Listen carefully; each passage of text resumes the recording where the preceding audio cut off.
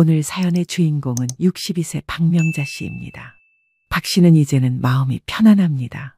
그런 박 씨에게는 얼마 전까지 남편과 시어머니 때문에 어디에도 말 못하고 속 끓이는 속사정이 있었죠. 도대체 무슨 사연이 있었던 걸까요? 박 씨는 테이블 위에 서류 봉투 하나를 올려놓았습니다. 방 안에는 무거운 침묵이 내려앉았습니다. 며칠 전 퇴원한 남편 김 씨는 소파에 앉아 놀란 표정으로 아내를 바라보고 있었고 아들 민수 씨, 딸 미영 씨도 박 씨를 바라보았습니다. 이 집은 제 명의예요. 제가 번 돈으로 산 거고요. 당신이 주신 생활비로는 아이들 교육비와 기본 생활비 외에는 남는 게 없었어요. 저는 밤낮으로 일해서 이 집을 마련했죠. 남편 김 씨의 얼굴이 창백해졌습니다. 그는 아내의 말이 사실임을 알고 있었습니다. 30년 결혼 생활 동안 그는 월급의 상당 부분을 어머니 이 씨에게 보내왔고 그 사실을 아내에게 숨겨왔습니다. 명자야, 그게 무슨 소리야? 여보, 당신이 선택할 시간을 드릴게요. 일주일 드릴게요. 어머님과 함께 살 것인지 아니면 우리 가족과 함께 갈 것인지. 아들 민수 씨가 어머니 옆으로 다가와 손을 잡았습니다. 딸 미영 씨도 어머니 곁에 섰습니다. 아버지, 저희는 엄마 편이에요. 엄마가 30년 동안 얼마나 고생하셨는지 이제야 알게 됐어요. 할머니는 이미 충분한 재산이 있으세요. 그런데도 아버지와 엄마에게 의지하려는 건 너무 이기적이에요. 김 씨는 말없이 고개를 숙였습니다. 두 자녀는 어머니의 방으로 따라 들어갔고 김 씨는 거실에 홀로 남겨졌습니다. 봉투 안에는 이혼 서류와 함께 집을 매물로 내놓는 부동산 계약서가 들어 있었습니다. 이 모든 일은 2주 전 김 씨가 갑작스럽게 심장발작으로 병원에 실려갔을 때부터 시작되었습니다. 30년간 숨겨왔던 비밀이 드러나기 시작한 것입니다. 2주 전 박 씨는 남편 김 씨의 병실에 앉아 간호사를 기다리고 있었습니다. 갑작스러운 심장발작으로 쓰러진 남편이 병실에 누워있는 모습을 보니 30년 세월이 주마등처럼 스쳐 지나갔습니다. 소매를 걷어붙이고 몇 날 며칠을 간호했지만 병원비가 걱정되었습니다. 대형 병원 중환자실에 일주일 그리고 일반 병실로 옮긴 지 열흘이 넘어가니 통장 잔고가 바닥을 드러내고 있었습니다. 여보, 내일부터는 건강보험 적용이 줄어든대요. 병원비가 많이 나올 것 같아요. 그래? 그럼 어머니께 연락해볼까? 평생 동안 입에 올린 적 없던 이 말에 박 씨는 귀를 의심했습니다. 30년 결혼 생활 동안 시어머니 이 씨에게 경제적 도움을 청한 적은 단 한 번도 없었습니다. 오히려 명절이나 생신 때마다 용돈을 드렸는데 병원비를 부탁하자니 이상했습니다. 어머님께요? 왜요? 그게 어머니가 우리 도울 수 있을 것 같아서. 남편의 말에 박 씨는 의아함을 느꼈습니다. 병원 로비에 있는 은행 자동화 기기에서 보험 처리를 위해 남편의 통장을 확인하던 중 예상치 못한 사실을 발견했습니다. 매달 정기적으로 어머님 생활비라는 이름으로 나간 돈이 남편 월급의 절반 가까이 되었던 것입니다. 그것도 결혼 초부터 30년 동안이나 계속되었습니다. 남편의 통장은 따로 볼 일이 없었고 그저 매달 직접 주는 돈으로 생활비에 보탰었기에 직접 눈으로 확인한 숫자를 보고서야 알게 된 사실이었습니다. 병실로 돌아온 박 씨의 얼굴은 창백했습니다. 손에는 남편의 통장 내역서를 들고 있었습니다. 이게 뭐예요? 매달 어머님께 200만 원씩 보내셨던 거예요? 아, 그걸 봤구나. 미안해. 말하려고 했어. 30년 동안요? 우리 결혼하고 나서도 계속 이렇게 보내셨다고요? 김 씨는 고개를 끄덕였습니다. 뒤늦게 알게 된 이 사실에 박 씨는 온몸에 힘이 빠지는 것 같았습니다. 그동안 생활비가 부족해서 허리띠를 졸라매고 살았던 시간들, 아이들 학비 때문에 밤낮으로 일했던 날들이 주마등처럼 스쳐 지나갔습니다.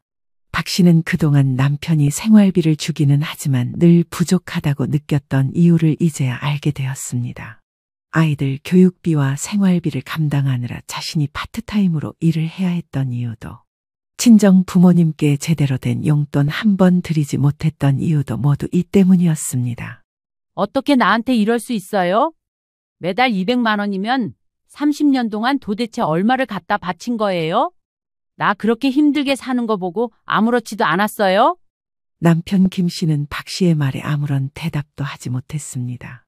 결국 그날 박 씨는 남편을 내버려 두고 잠시 집으로 돌아갔습니다. 남편의 얼굴을 마주하고 있으면 화가 치솟아 더 큰 소리가 날 것만 같았거든요.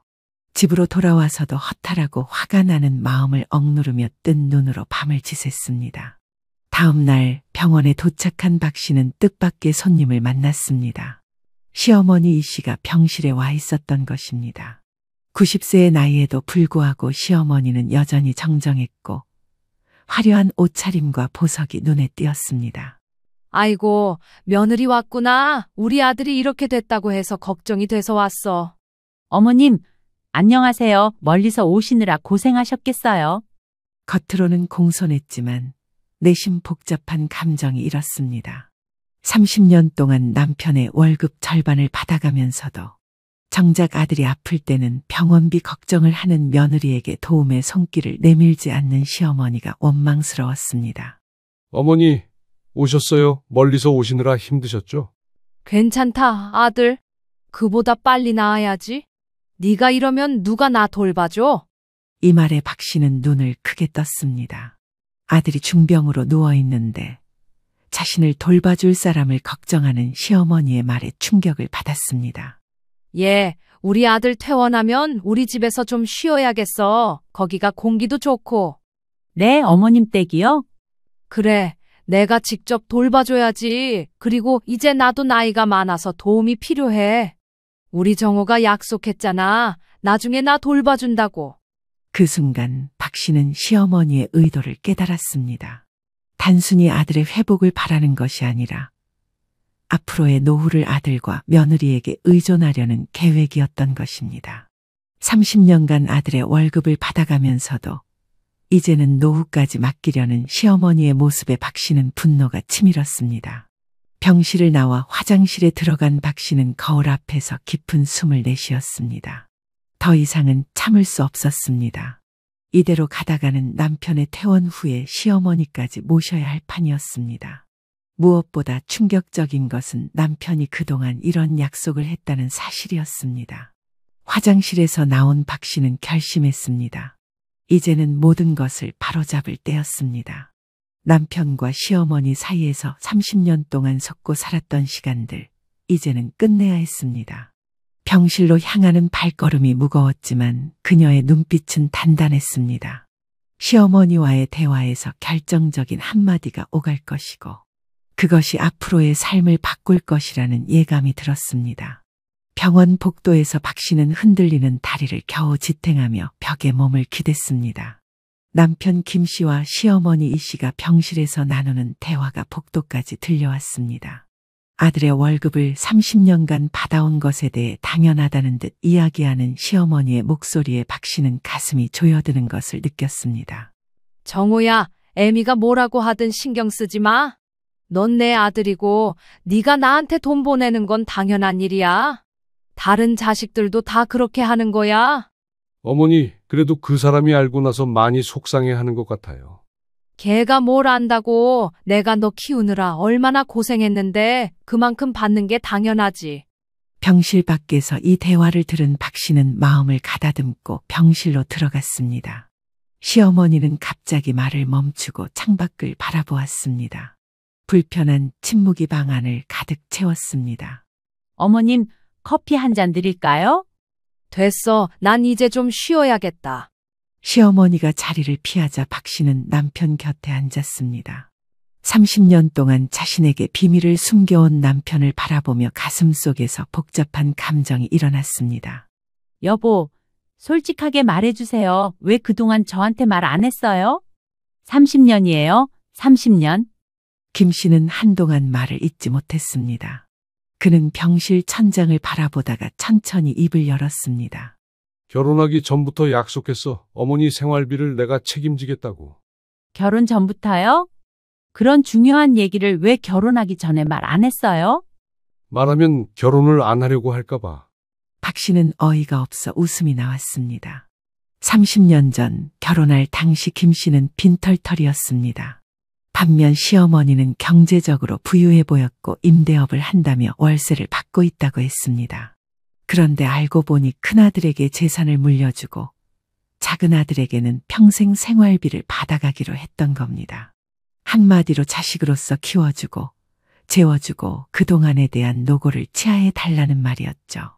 형은 어머니 재산을 대부분 물려받았어. 대신 내가 어머니 생활비를 책임지기로 했지.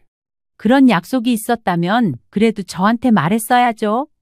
저는 30년 동안 왜 살림살이가 늘 빠듯한지 이해할 수 없었어요.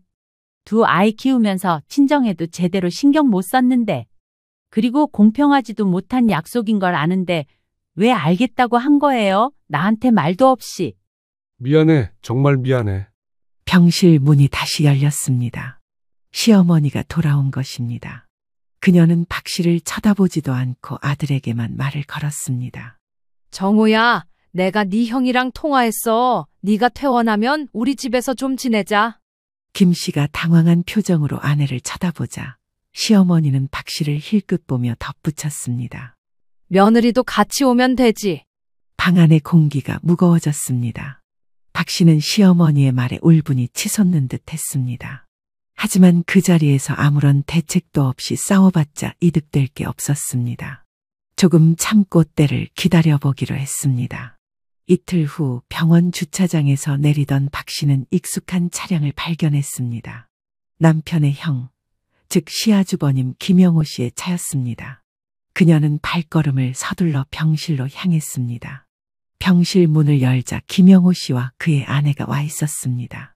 그리고 그들 사이에 시어머니 이 씨가 앉아 있었습니다. 모두 심각한 표정이었습니다. 영호 씨가 일어나 박 씨를 맞이했습니다. 그는 형제 중 장남으로 어머니의 재산을 대부분 물려받은 사람이었습니다. 평소 왕래가 많지 않았기에 그가 병원을 찾아온 것은 의외였습니다. 재수 씨 오랜만이에요. 정우 소식도 듣고 이야기 나눌 게 있어서 이렇게 찾아왔어요. 네, 안녕하세요. 오랜만입니다. 영호 씨는 자리에 앉으며 단도직입적으로 물었습니다. 어제 어머니께서 저희 집에 오셔서 많은 말씀을 하셨어요. 정우가 아프다는 소식도 들었고 앞으로 어머니 모실 계획은 있나요? 박 씨는 당황했습니다. 이런 직접적인 질문은 예상하지 못했거든요. 그건 아직 남편과 충분히 상의하지 못했습니다. 거짓말 마라. 넌 어제 내게 딱 잘라 거절했잖아. 시어머니의 격앙된 목소리에 병실이 조용해졌습니다. 김 씨는 불안한 표정으로 가족들을 바라보았습니다. 그게 무슨 말씀이세요? 제가 뭐라 했다고요? 네가 나 모시고 살기 싫다고 했다며? 너도 눈치라는 게 있을 거 아니냐? 둘째가 하는 소리 들어보니까 네가 나 모시고 살기 싫다는 말투로 말했다던데 그게 그거지? 어머니, 진정하세요. 저희 차분히 이야기해 봅시다. 이때 병실 문이 열리고 명자 씨의 아들과 딸이 들어왔습니다. 그들은 큰아버지 내외가 와 있는 것을 보고 놀랐습니다. 안녕하세요. 미영 씨가 인사를 하는 동안 민수 씨는 어머니에게 다가가 귓속말로 물었습니다. 엄마, 무슨 일이에요? 분위기가 심상치 않은데. 박 씨는 상황을 간략히 설명했습니다. 어머니가 시어머니를 모시라는 압박을 받고 있다는 것, 시어머니와 큰아버지가 찾아온 이유가 그것이라는 것을 설명했습니다. 그리고 어제 모시기 싫다는 말을 한 적이 없는데 뭔가 오해가 있는 듯 싶다고요. 잠깐의 침묵 끝에 영호 씨가 다시 입을 열었습니다. 정우야, 네가 어머니에게 매달 생활비를 보내왔다는데 그게 사실이냐? 김 씨는 고개를 끄덕였습니다. 그럼 어머니 말씀이 맞네. 너희가 이제 어머니를 모실 차례인 것 같구나. 이 말에 박 씨가 벌떡 일어났습니다. 잠깐만요, 아주버님. 제가 알기로는 어머님의 재산을 대부분 큰아버님이 물려받으셨잖아요? 그런데 왜 어머님을 모시는 책임은 저희에게 있는 건가요? 저희는 오히려 어머님한테 돈을 드린 입장인데 왜 그래야 하는 거죠? 그리고 저 어머니 안 모시겠다는 말 한 적 없고요. 어머니는 왜 갑자기 화를 내시는 건지 저 지금 이해가 안 가거든요. 영호 씨는 당황한 기색이 역력했습니다. 그는 어머니를 쳐다보았지만 이 씨는 창밖만 바라보고 있었습니다. 그건 어머니와 정우 사이에 약속이 있었던 것 같은데. 그때 딸 미영 씨가 조용히 하지만 단호하게 말을 꺼냈습니다. 할머니, 그럼 아버지가 30년 동안 들인 생활비는 어디에 쓰신 거예요? 그 돈이면 충분히 노후 준비를 하셨을 텐데요. 얼마를 어떻게 들였는지 모르겠지만 돈도 받으시고 보살핌도 받으시겠다는 소리잖아요, 지금. 큰아버지는 재산 대부분 다 물려받으셨는데 할머니 안 모신다는 입장이고요. 제 말이 맞죠? 이 씨의 얼굴이 붉어졌습니다. 그녀는 손주의 질문에 답하지 않고 시선을 피했습니다. 민수 씨도 가세했습니다. 할머니, 저희 아버지가 30년 동안 월급의 절반을 보내셨다면서요. 그 돈이 어디에 갔는지 궁금합니다. 그리고 엄마나 미영이 말처럼 돈도 받으시고 모시고 살라는 건 좀 억지 아니세요? 보태주신 게 있으시면 모시고 사는 게 맞는데 제 상식에서는 이해가 안 가서요. 큰아버지는 재산 다 가져가고 저희 아버지는 30년 동안 매달 돈까지 드렸는데 오히려 큰아버지가 모시는 게 맞지 않나 생각되는데요. 그건 내 생활비로 썼지. 나도 먹고 살아야지. 할머니, 지난번에 할머니랑 은행 갔을 때 창구에 안 들리고 바로 VIP실로 가셨죠? 그게 무슨 말이겠어요? 어느 정도 예치된 금액이 상당하니까 따로 불러서 업무할 수 있다는 소리 아니에요? 그만큼 여유가 있으시다는 건데 왜 저희 부모님한테 의지하시려고 하는 거예요? 이 씨의 얼굴이 창백해졌습니다. 이 씨는 손주들의 말에 말문이 막힌 듯 했습니다. 그녀는 자리에서 벌떡 일어났습니다. 이런 식으로 나를 몰아붙이다니? 나는 여기 더 있지 않겠어. 그녀는 가방을 집어들고 병실을 나가려 했습니다. 그때 박 씨가 차분하게 말을 건넸습니다.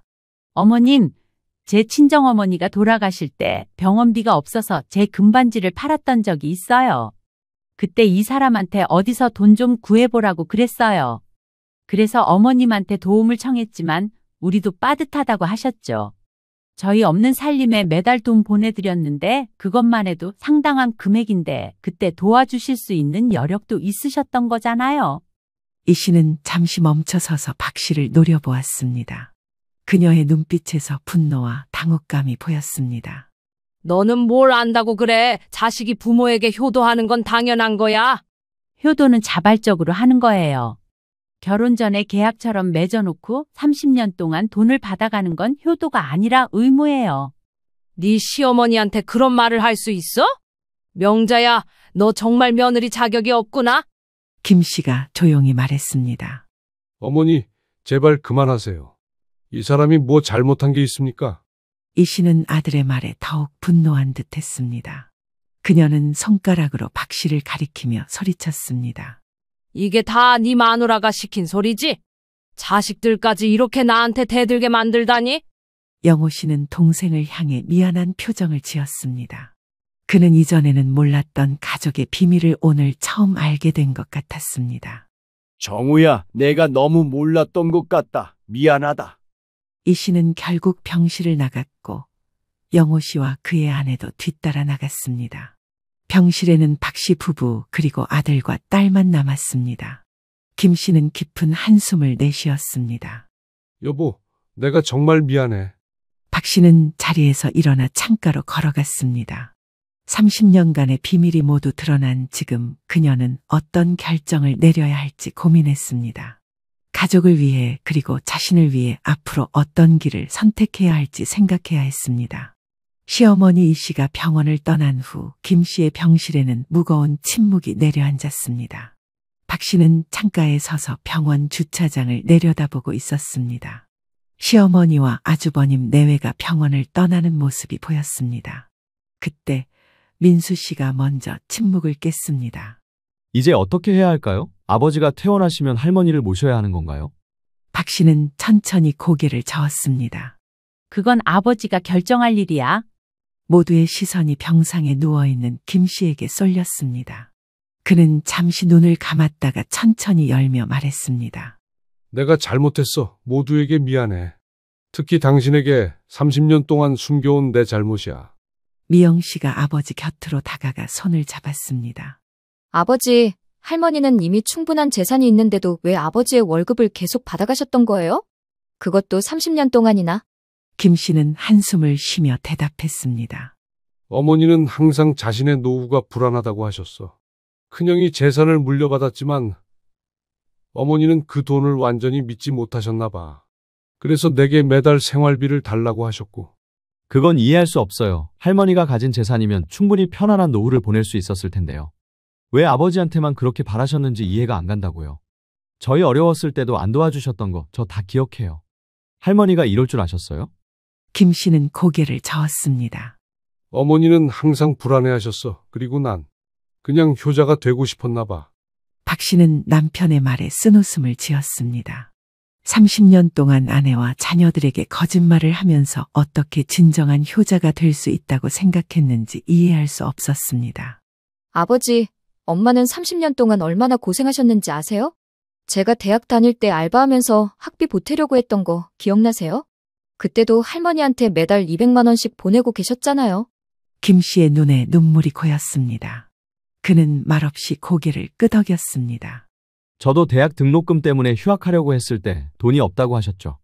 그런데 그 돈이 할머니에게 가고 있었던 거였군요. 매달 200만 원이면 1년에 2,400만 원. 30년이면 집 한 채 값이에요. 저희 힘들게 안 살아도 됐던 거잖아요. 김 씨는 자식들의 말에 아무 대답도 하지 못했습니다.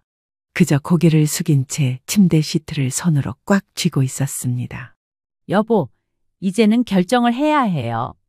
당신 어머니와 우리 가족 둘 중 하나를 선택해야 할 때예요. 김 씨는 놀란 눈으로 아내를 바라보았습니다. 왜 선택을 해야 해? 다 같이 잘 지낼 수 있잖아. 30년 동안 그런 식으로 살아왔잖아요. 당신은 어머니를 우선시했고 우리 가족은 항상 뒷전이었어요. 더 이상은 그렇게 살 수 없어요. 김 씨의 표정이 일그러졌습니다. 그는 아내와 자식들 그리고 어머니 사이에서 갈등하는 모습이었습니다. 간호사가 들어와 김 씨의 상태를 확인하고 약을 조절했습니다. 그녀가 나간 뒤 김 씨는 조용히 말했습니다. 내일 퇴원하면 어머니께 드리는 금액을 줄이고 우리 가족을 위해 더 많은 것을 할게. 하지만 어머니를 완전히 외면할 수는 없어. 박 씨의 표정이 굳어졌습니다. 30년이 지나도 남편의 마음은 변하지 않았습니다. 아직도 시어머니와 가족 사이에서 갈등하고 있었습니다. 아직도 정신을 못 차렸어요. 현실 파악이 안 되냐고요. 지금까지 받아가 놓고 계속 받고 계시면서 이제는 아예 모시고 살라는 게 정상이에요? 외면 못 한다고요? 그래요. 당신 어머니니까 이해해요. 하지만 난 안 되겠어요. 그렇게는 못 한다고요. 다음 날 김 씨는 퇴원했습니다. 집으로 돌아오는 차 안에서 가족들은 대부분 침묵을 지켰습니다. 민수 씨가 운전을 맡았고 미영 씨는 조수석에 앉아 가끔씩 뒷좌석에 앉은 부모님을 걱정스럽게 쳐다보았습니다. 집에 도착한 후 민수 씨는 아버지가 소파에 편안히 앉을 수 있게 도왔습니다. 박 씨는 남편을 위해 따뜻한 보리차를 준비했습니다. 표면적으로는 평화로워 보였지만 모두의 마음속에는 불안과 긴장이 감돌고 있었습니다. 저녁 식사 후 자녀들이 설거지를 하는 동안 박 씨는 남편에게 약을 건넸습니다. 김 씨는 약을 먹고 잠시 텔레비전을 보다가 피곤한 듯 눈을 감았습니다.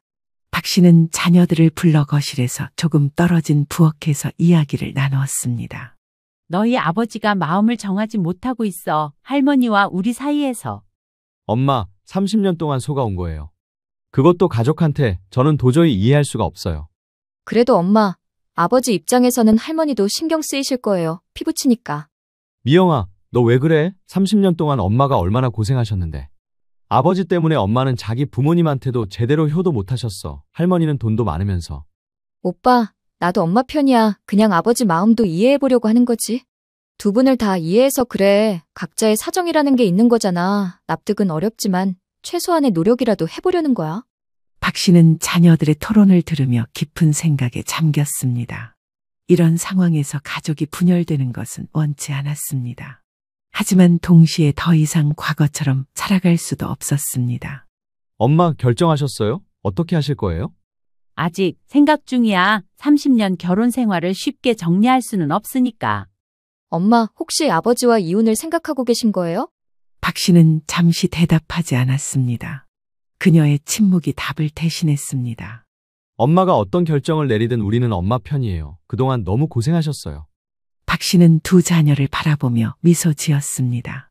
자녀들의 지지가 큰 힘이 되었습니다.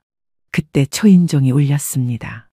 늦은 시간에 누가 찾아왔는지 의아했습니다. 민수 씨가 문을 열자 이 씨가 서 있었습니다. 그녀 뒤에는 운전기사로 보이는 남자가 기다리고 있었습니다. 할머니, 이 시간에 무슨 일이세요? 네 아버지 좀 볼 수 있니? 할 말이 있어서. 민수 씨는 잠시 망설였지만 할머니를 거실로 안내했습니다. 김 씨는 이미 소파에서 잠이 들어 있었습니다. 이 씨는 잠든 아들을 보더니 깨우지 말라고 손짓했습니다. 됐다. 자는 모습이나 좀 보고 가야지. 그나저나 네 엄마는 어디 있니? 민수 씨가 부엌을 가리키자 이 씨는 그쪽으로 향했습니다. 부엌에서 설거지를 마무리하던 박 씨와 미영 씨는 이 씨를 보고 놀랐습니다.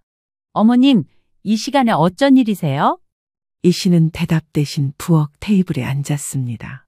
그녀는 박 씨를 오랫동안 바라보더니 무언가 결심한 듯 말했습니다. 예, 솔직히 말해봐. 내가 그렇게 밉니? 박 씨는 시어머니의 갑작스러운 질문에 당황했습니다. 그녀는 미영 씨에게 눈짓하여 자리를 비켜달라고 부탁했습니다.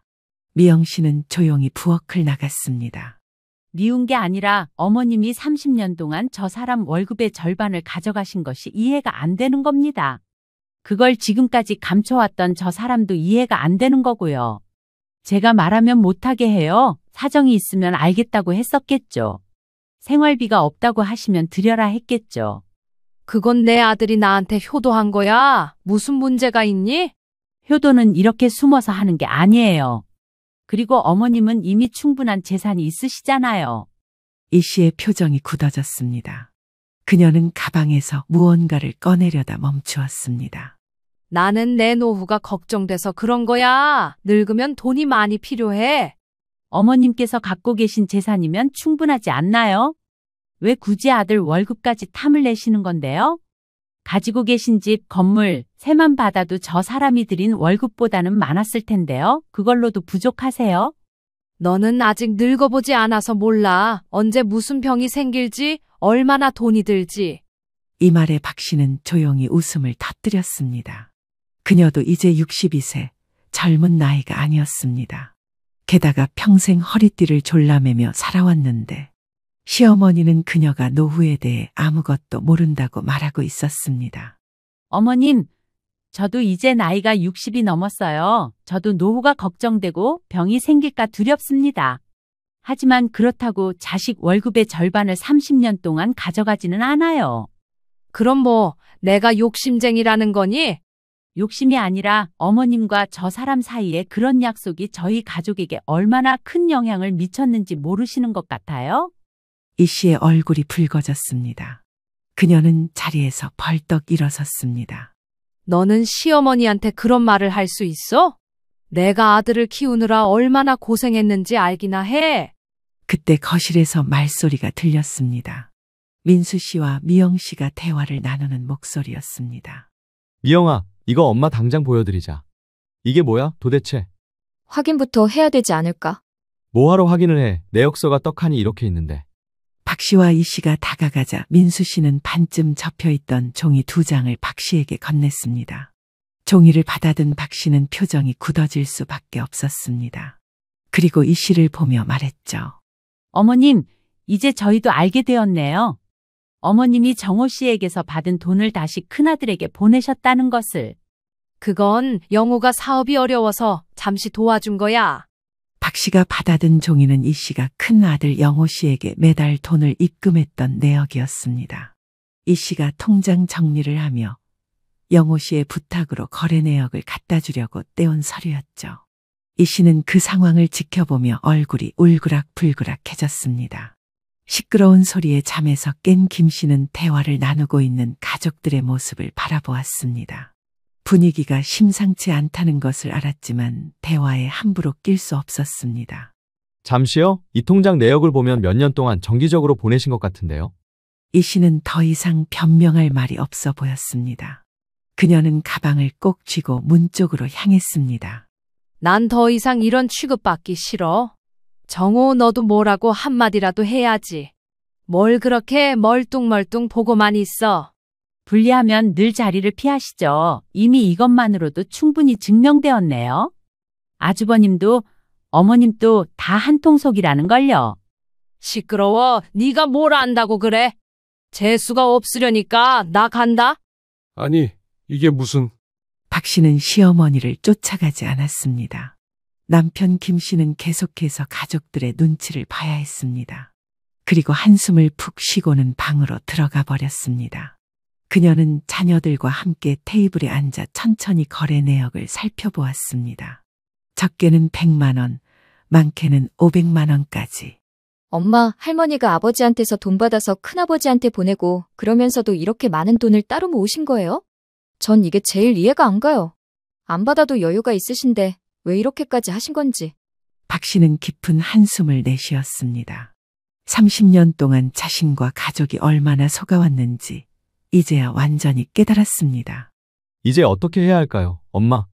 박 씨는 창밖을 바라보았습니다. 가로등 불빛이 어둠 속에서 빛나고 있었습니다.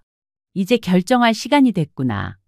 시어머니 이 씨가 집을 떠난 후 박 씨는 거실 테이블에 앉아 있었습니다. 새벽 2시가 넘었지만 그녀의 눈에는 피곤한 기색이 없었습니다. 오히려 30년 만에 처음으로 명확한 결단을 내릴 수 있게 된 것 같은 단호함이 느껴졌습니다. 민수 씨와 미영 씨는 박 씨의 곁에 있었습니다. 남편 김 씨는 약 기운 탓인지 방에서 나올 기미가 없었죠. 내일 변호사 사무실에 가볼 거야. 그리고 은행도. 변호사요? 이혼을. 박 씨는 말없이 고개를 끄덕였습니다. 그녀는 그동안 남편 몰래 모아둔 자신의 통장을 서랍에서 꺼냈습니다. 30년 동안 파트타임으로 일하며 조금씩 모아둔 돈이었습니다. 아직 결정된 건 아니야. 하지만 모든 가능성을 열어두고 준비하려고 해. 이혼을 하던가 우리 가족이 모두가 함께 하던가 뭐라도 결정이 나겠지. 다음 날 아침 박 씨는 평소보다 일찍 일어나 남편을 위한 아침 식사를 준비했습니다. 김 씨가 식탁에 앉자 그녀는 평소와 같이 차분하게 음식을 내왔습니다. 어제 어머니 오셔서 무슨 대화를 한 거야? 병원에서 했던 이야기 한 거야?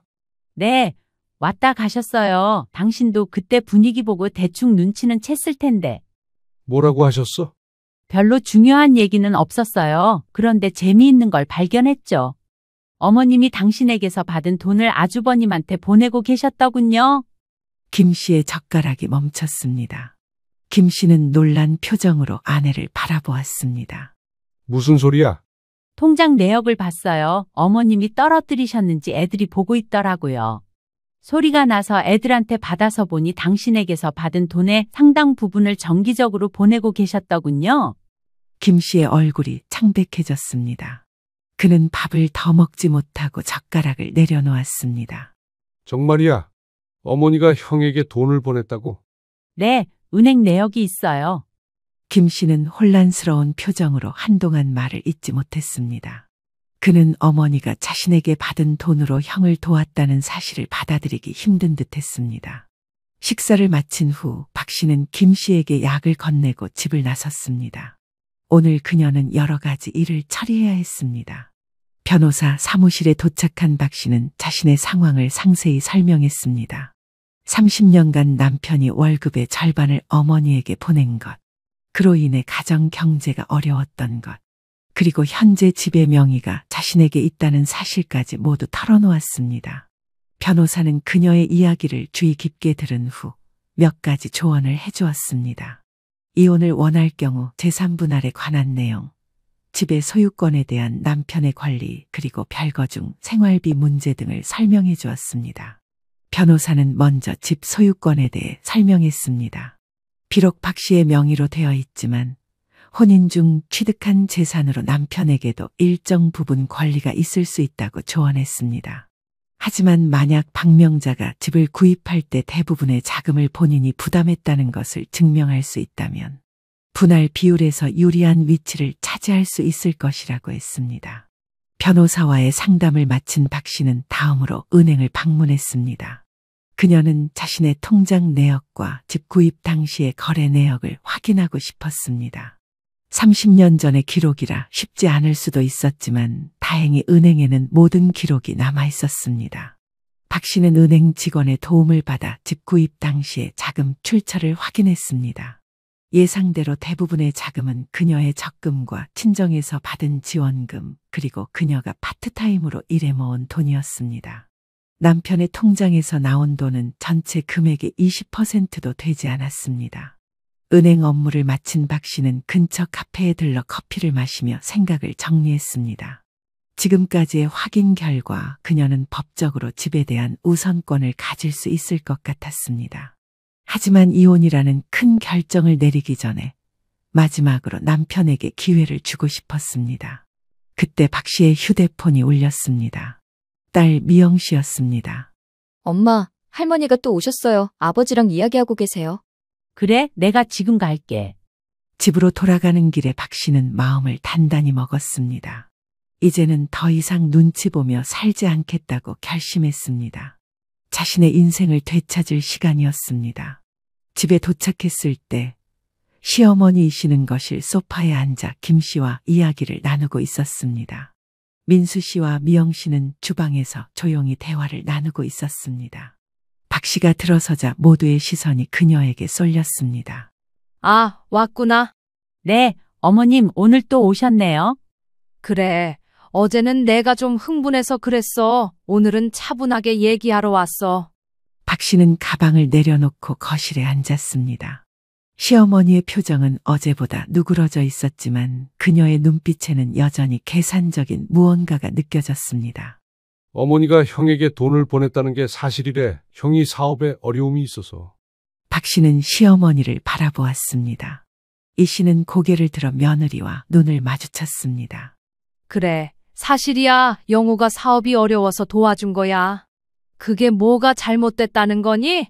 어머님, 저는 어머님이 돈을 어떻게 쓰시든 상관없어요. 다만 정호 씨가 가정보다 어머님을 우선시한 것, 그리고 30년 동안 저한테 거짓말한 것이 문제예요. 이 씨는 한숨을 내쉬며 자리에서 일어났습니다. 그녀는 창가로 걸어가 잠시 밖을 바라보다가 다시 자리로 돌아왔습니다. 내가 조금 잘못했다는 건 인정해. 하지만 이제 와서 이렇게 난리를 피우는 건 너무하지 않니? 30년이에요. 어머님, 30년 동안 저희 가족은 허리띠를 졸라매며 살았어요. 제 친정어머니가 아프셨을 때도 제대로 도와드리지 못했어요. 힘들었던 그 모든 순간들이 생각나서 미칠 것 같다고요. 그 돈만 있었으면 우리 민수랑 미영이 대학 갈 때 힘들게 아르바이트 안 해도 됐었고, 휴학을 하니마니 고민도 안 했을 거예요. 당연히 친정엄마도 도와드릴 수 있었고요. 이 씨는 잠시 말을 잇지 못했습니다.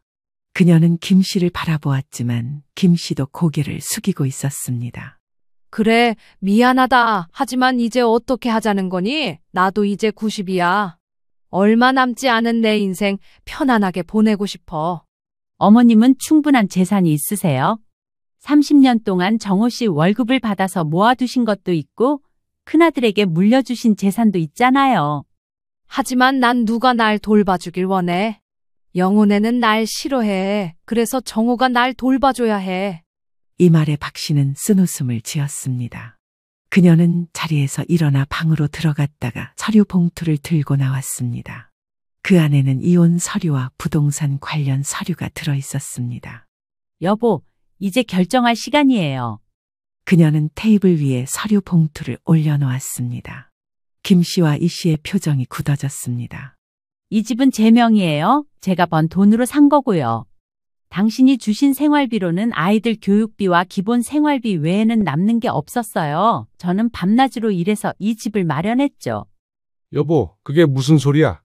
여보, 당신이 선택할 시간을 드릴게요. 일주일 드릴게요.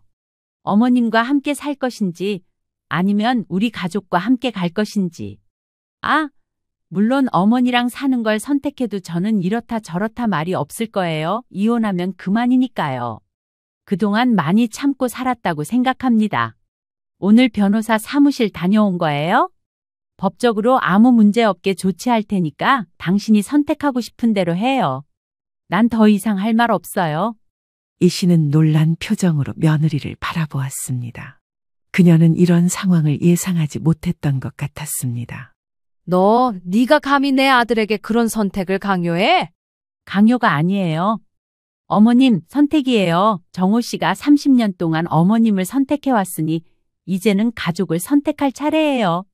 민수 씨와 미영 씨가 거실로 들어왔습니다. 그들은 어머니 박 씨 곁에 섰습니다. 아버지, 저희는 엄마 편이에요. 엄마가 30년 동안 얼마나 고생하셨는지 이제야 알게 됐어요. 할머니는 이미 충분한 재산이 있으세요. 그런데도 아버지와 엄마에게 의지하려는 건 너무 이기적이에요. 이 씨의 얼굴이 붉어졌습니다. 그녀는 가방을 집어들었습니다. 이 배은망덕한 것들 내가 이렇게 키워놨더니 나를 버리겠다는 거야? 버리는 게 아니에요. 어머님, 그저 각자의 삶을 사는 거예요. 어머님은 어머님대로, 저희는 저희대로. 그리고 할머니가 저희를 왜 키워요? 엄마가 저희를 키운 거죠. 엄마 말씀대로 할머니가 저희한테 보태주신 게 없잖아요.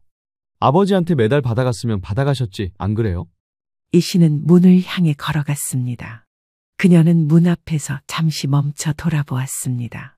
정우야, 네 마음은 어때? 나를 정말 버릴 거니? 김 씨는 어머니와 아내 그리고 자녀들 사이에서 갈등하는 표정이었습니다. 그는 말없이 고개를 숙였습니다. 알았다. 그럼 나도 더 이상 기대하지 않겠다. 그녀는 문을 열고 나갔습니다. 방 안에는 무거운 침묵이 내려앉았습니다. 박 씨는 남편에게 다가갔습니다. 그녀는 남편의 어깨에 손을 얹었습니다. 여보, 일주일 동안 잘 생각해 보세요. 저는 당신을 미워하지 않아요. 다만 이제는 정말 선택해야 할 때예요. 김 씨는 말없이 고개를 끄덕였습니다. 그의 눈에는 혼란과 후회가 가득했습니다. 박 씨는 자녀들과 함께 부엌으로 향했습니다. 남편에게 생각할 시간을 주고 싶었습니다. 서류 봉투는 여전히 테이블 위에 놓여 있었습니다. 그 안에는 이혼 서류와 함께 집을 매물로 내놓는 부동산 계약서가 들어 있었습니다. 박 씨는 이미 결정을 내린 듯 했습니다. 이제 김 씨에게는 일주일의 시간이 주어졌지만 30년의 습관을 바꾸기에는 너무 짧은 시간일지도 모른다고 생각했습니다. 일주일이 지나갔습니다. 박 씨가 내준 최후 통첩의 시한이 다가오고 있었습니다. 집안의 공기는 무거웠습니다. 박 씨는 평소와 다름없이 집안일을 하고 병원에서 돌아온 남편 김 씨의 식사를 챙겼지만 두 사람 사이의 대화는 거의 없었습니다. 김 씨는 대부분의 시간을 소파에 앉아 창밖을 바라보거나 텔레비전을 멍하니 보는 것으로 보냈습니다. 그는 깊은 생각에 잠겨 있는 듯했습니다. 자녀들은 번갈아가며 집에 들렀습니다. 민수 씨는 퇴근 후 아버지와 함께 잠시 이야기를 나누기도 했고, 미영 씨는 주말에 와서 어머니를 도와 집안일을 했습니다. 하지만 모두 부모님의 문제에 직접적으로 개입하지는 않았습니다. 이것은 부부가 스스로 해결해야 할 문제라는 것을 알고 있었기 때문입니다. 일주일째 되는 날 아침, 김 씨는 평소보다 일찍 일어나 정장을 입고 준비를 했습니다. 박 씨는 남편이 무엇을 하려는지 의아했지만 직접 물어보지는 않았습니다. 어디 가세요? 어머니 댁에 좀 다녀올게. 박 씨는 아무 말도 하지 않고 고개를 끄덕였습니다. 그녀는 남편이 어떤 선택을 할지 이미 예상하고 있었습니다. 30년간의 습관은 쉽게 바뀌지 않을 것이라고 생각했습니다. 결국 남편은 어머니를 선택할 것이고 그녀는 자신의 길을 가야 할 것이라고 마음먹었습니다. 김 씨가 나간 후 박 씨는 집안을 정리했습니다. 그녀는 자신의 물건들을 분류하고 가져갈 것과 버릴 것을 나누기 시작했습니다. 30년간의 결혼 생활에서 모은 물건들을 하나하나 살펴보는 것은 쉽지 않았지만 그녀는 담담하게 작업을 진행했습니다. 오후가 되어 현관문이 열리는 소리가 들렸습니다. 남편 김 씨가 돌아온 것입니다. 박 씨는 남편의 표정을 살폈습니다. 예상과 달리 그의 얼굴은 평온해 보였습니다. 그는 박 씨가 있는 거실로 들어와 앉았습니다. 여보, 이야기 좀 할 수 있을까? 네, 말씀하세요. 오늘 어머니를 만나고 와서 많은 이야기를 나눴지. 박 씨는 말없이 남편을 바라보았습니다. 김 씨는 깊은 숨을 내쉬고 계속 말을 이었습니다. 내가 어머니께 물었어. 왜 그동안 내게 받은 돈을 모아두고도 우리에게 의지하려 하셨는지. 그래서요? 어머니가 사실을 말씀하셨어. 모아둔 재산은 대부분 큰형에게 빌려주셨대. 형의 사업이 어려워져서 그리고 나머지는 주식에 투자했다가 많이 잃으셨다고. 그래서 어머니가 진짜 의지할 곳은 우리밖에 없다고 생각하셨나 봐. 하지만요? 김 씨의 눈에 결연한 빛이 스쳤습니다. 그는 오랜 고민 끝에 결정을 내린 것 같았습니다. 내가 결정했어. 명자야, 이제 우리 가족이 우선이야. 박 씨는 남편의 말을 믿기 어려웠습니다. 30년 동안 어머니만 생각하던 남편이 갑자기 가족을 선택한다니 이것은 예상치 못한 변화였습니다. 명자야, 내가 병원에 있는 동안 많은 생각을 했어. 내가 얼마나 이기적으로 살아왔는지 깨달았지. 무슨 말씀이세요? 내 입으로 말하기 부끄럽지만 난 효자라고 생각했어. 하지만 진짜 효도는 어머니가 독립적으로 살 수 있도록 돕는 거였을 텐데. 난 그저 어머니의 통장 역할만 했던 거야. 김 씨는 잠시 침묵했다가 다시 말을 이었습니다. 그리고 당신이랑 애들한테 내가 정말 미안해. 30년 동안 충분한 남편이자 아버지가 되지 못했어. 박 씨의 눈에 눈물이 고였습니다. 그녀는 이런 말을 들을 것이라고 예상하지 못했습니다. 다음 날 김 씨는 어머니 이 씨에게 전화를 걸었습니다. 그는 조용하지만 단호한 목소리로 말했습니다. 어머니, 제가 어제 말씀드린 대로 결정했습니다. 더 이상 매달 생활비를 보내드릴 수 없어요. 정호야, 어떻게 그런 말을 할 수 있니? 나는 네 어머니야. 네, 어머니는 제 어머니이시고 저는 항상 어머니를 존경하고 사랑합니다. 하지만 이제는 제 가족도 책임져야 해요. 그리고 어머니도 충분한 재산이 있으시잖아요. 그 돈은 다 쓸 때가 있어. 나이 들면 병원비도 많이 들고 돌봐줄 사람도 필요하고. 그건 형이 도와드려야죠. 어머니 재산의 대부분을 물려받은 사람이 형이니까요. 이 씨는 잠시 말을 잇지 못했습니다. 그녀는 아들이 이렇게 단호한 태도를 보일 것이라고 예상하지 못했던 것 같았습니다. 네가 갑자기 왜 이러는 거니? 네 마누라가 시킨 거지? 아닙니다. 어머니, 이건 제 결정이에요. 30년 동안 어머니 뜻대로 살았습니다. 이제는 제 가족을 위해 살아야 할 때예요. 어떻게 네가 나한테 이래? 그동안 내가 너한테 어떻게 했는데? 그렇게 절 생각하셨으면 이러셨으면 안 되는 거였어요. 저도 늦게 깨달았지만 어머니도 현실을 좀 직시하세요. 이 사람 그만 괴롭히시고요. 전화를 끊은 후 김 씨는 깊은 숨을 내쉬었습니다. 평생 처음으로 어머니에게 아니오라고 말한 것이었습니다. 그는 마치 무거운 짐을 내려놓은 것처럼 어깨가 가벼워진 것을 느꼈습니다. 그날 저녁 박 씨와 김 씨는 자녀들에게 전화를 걸어 함께 식사하자고 했습니다. 민수 씨와 미영 씨는 부모님의 목소리가 평소와 다르다는 것을 느끼고 서둘러 집으로 향했습니다. 가족이 모두 모인 저녁 식탁에서 김정호는 자신의 결정을 이야기했습니다. 어머니를 형에게 맡기고 이제부터는 가족을 위해 살겠다는 내용이었습니다. 자녀들은 놀란 표정으로 서로를 바라보았습니다. 아버지, 정말인가요? 그래. 내가 너무 늦게 깨달았구나. 이제라도 우리 가족을 위해 살고 싶다. 미영 씨는 눈물을 글썽이며 아버지를 안았습니다. 그동안 쌓였던 서운함과 분노가 조금씩 녹아내리는 순간이었습니다. 아버지, 너무 기뻐요. 우리 다시 시작해요. 네? 박 씨는 말없이 자리에서 일어나 부엌으로 향했습니다. 그녀의 눈에서도 눈물이 흘렀지만 가족들에게 보이고 싶지 않았습니다. 30년 동안 참아왔던 감정이 한꺼번에 밀려오는 것 같았습니다. 한 달 후 김 씨는 이 씨의 짐을 정리했습니다. 이 씨가 그동안 그들의 집에 보관해 두었던 물건들이었습니다. 그는 그것들을 상자에 담아 형 영호 씨의 집으로 보냈습니다. 형은 처음에는 당황했지만 동생의 설명을 듣고 난 후에는 이해한다는 듯 고개를 끄덕였습니다. 동시에 박 씨는 이혼 서류를 찢어버렸습니다. 새로운 시작을 위한 상징적인 행동이었습니다. 여보, 정말 괜찮은 거예요? 후회하지 않을 거죠? 내가 후회해야 할 건 지난 30년이야. 이제라도 올바른 선택을 한 것에 후회는 없어. 박 씨는 조심스럽게 남편의 손을 잡았습니다. 그 손길에서 오랜만에 따뜻함을 느꼈습니다. 6개월이 지났습니다. 박 씨 부부의 집은 많이 달라졌습니다. 더 이상 시어머니의 그림자는 없었고 두 사람은 진정한 부부로서 함께 시간을 보내기 시작했습니다.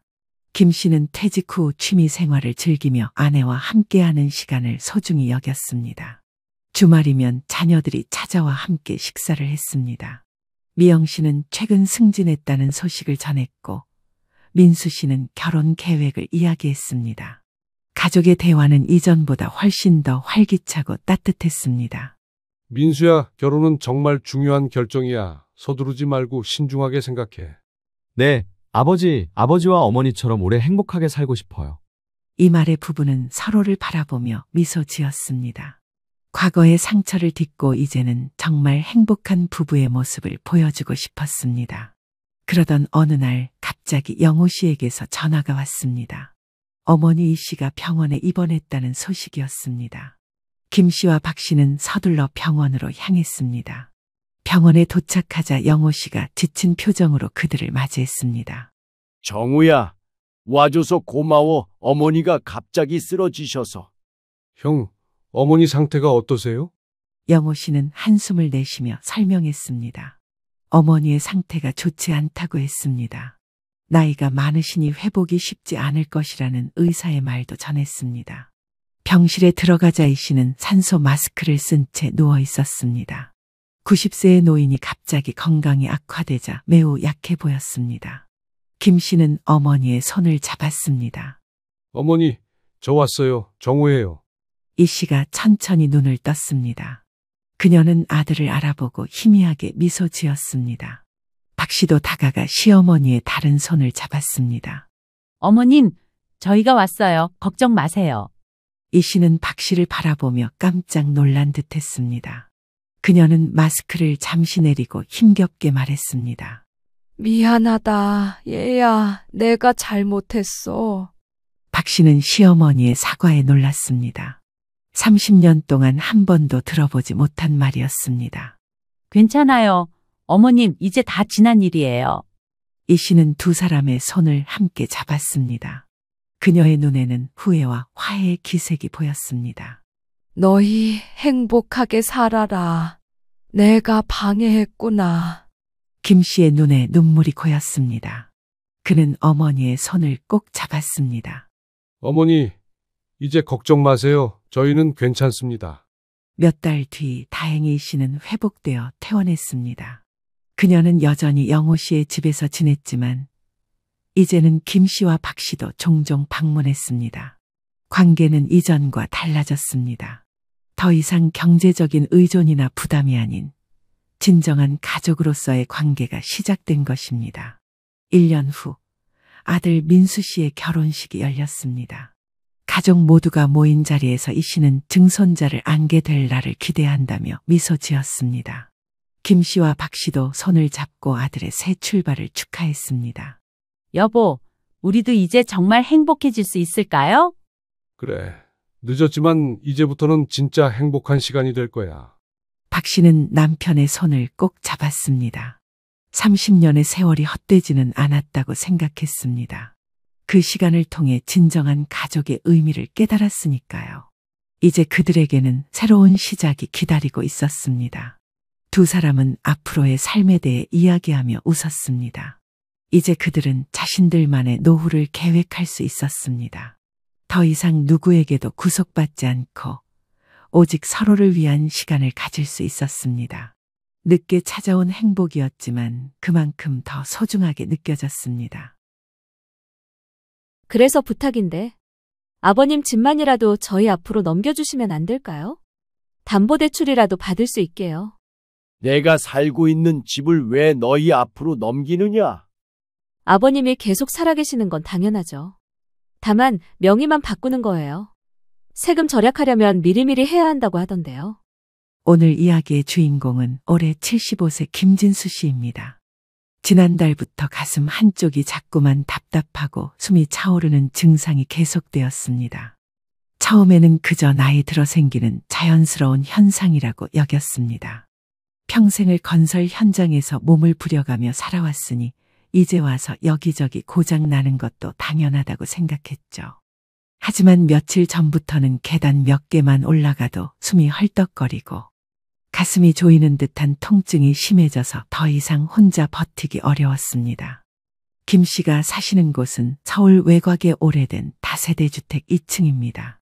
10년 전 아내가 먼저 떠난 후로는 혼자서 이 집을 지키며 살아왔습니다. 유일한 자식인 아들이 결혼해서 분가한 뒤로는 한 달에 한두 번 안부 전화가 오는 것이 전부였습니다. 손자도 대학생이 되면서는 할아버지를 찾는 일이 거의 없어졌고요. 그러던 어느 날 오후 평소처럼 동네 경로당에서 화투를 치고 돌아오는 길에 갑자기 가슴이 조이며 숨을 쉴 수 없을 정도로 아프기 시작했습니다. 겨우겨우 집까지 도착해서 방에 누웠지만 통증은 가라앉지 않았어요. 이러다 큰일 나겠다는 생각에 떨리는 손으로 아들에게 전화를 걸었습니다. 민호야, 아버지다. 아, 아버지, 무슨 일이세요? 전화 너머 아들의 목소리는 늘 그렇듯 바쁘고 건성이었습니다. 가슴이 너무 아프다. 병원에 좀 데려다 줄 수 있겠니?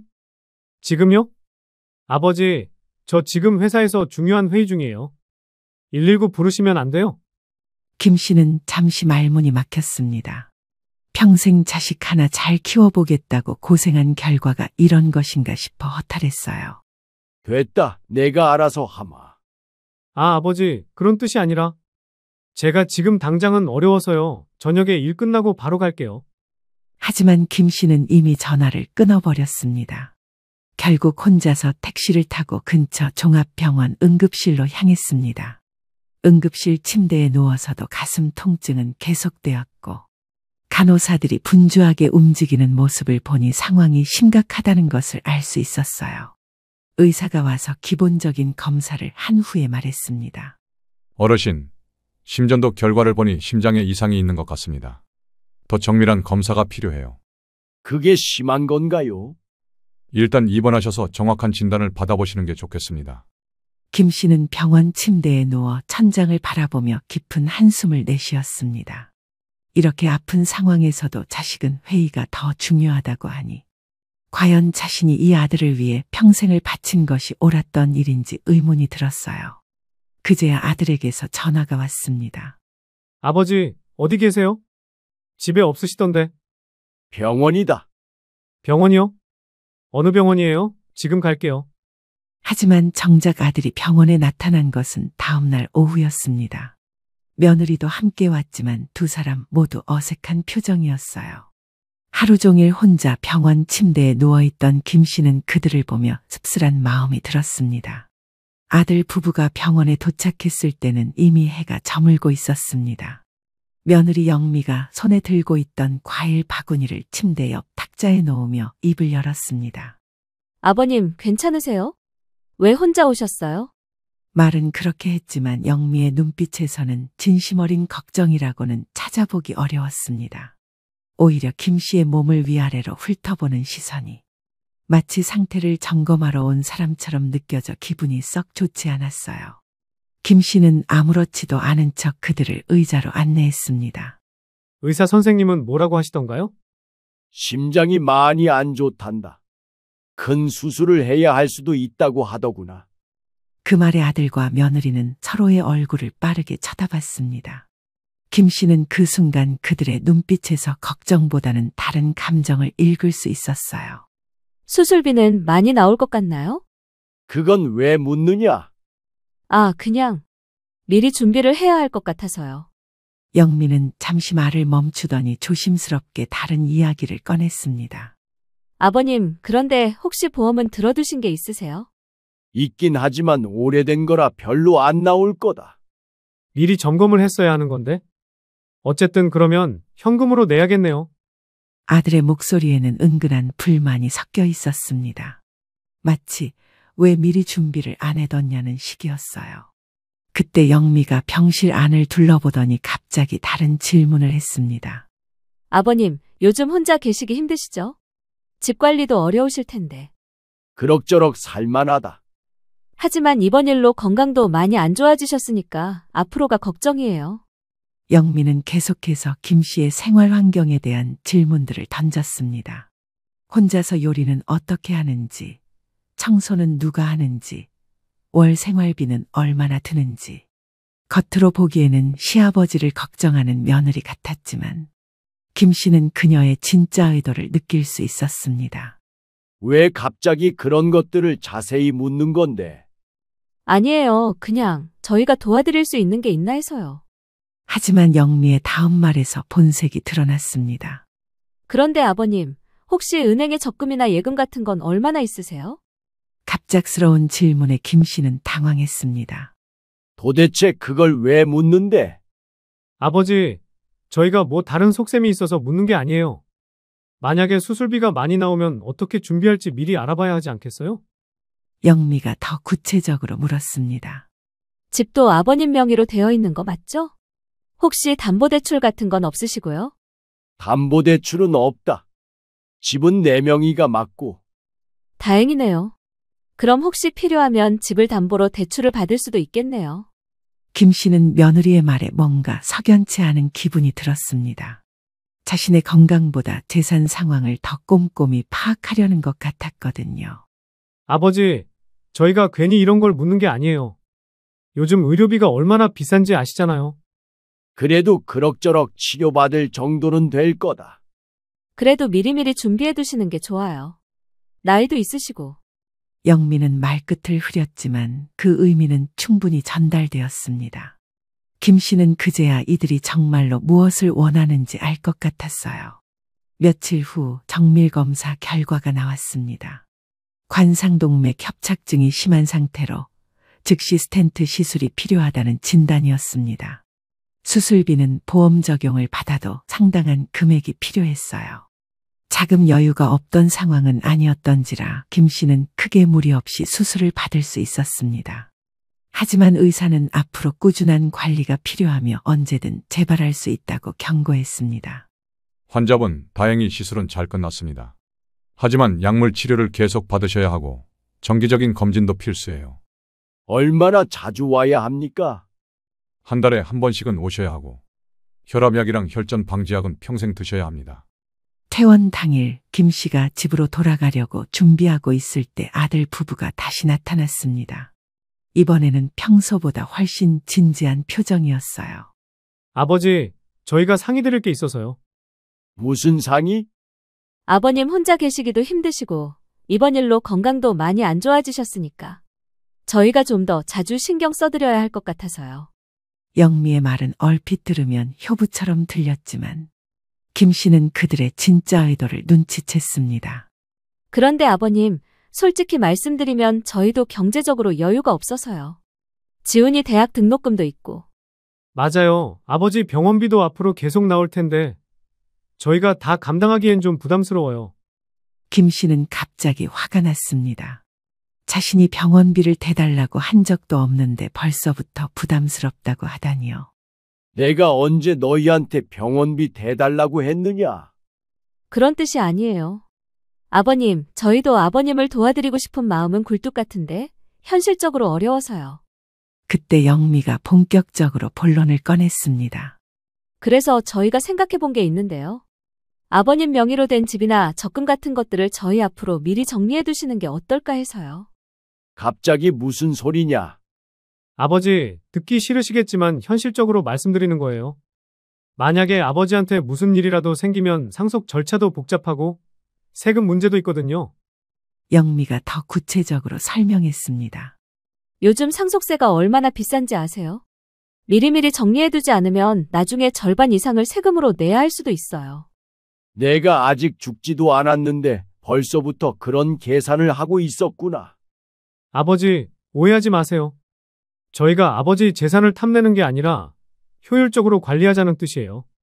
하지만 김 씨는 이미 그들의 속셈을 다 알고 있었습니다. 그리고 솔직히 말씀드리면 아버님 혼자서는 관리하기도 힘드시잖아요. 은행 업무라든지 각종 공과금이라든지. 내가 아직 정신이 멀쩡한데 무슨 소리냐? 그런 뜻이 아니고요. 그냥 저희가 옆에서 도와드리겠다는 거예요.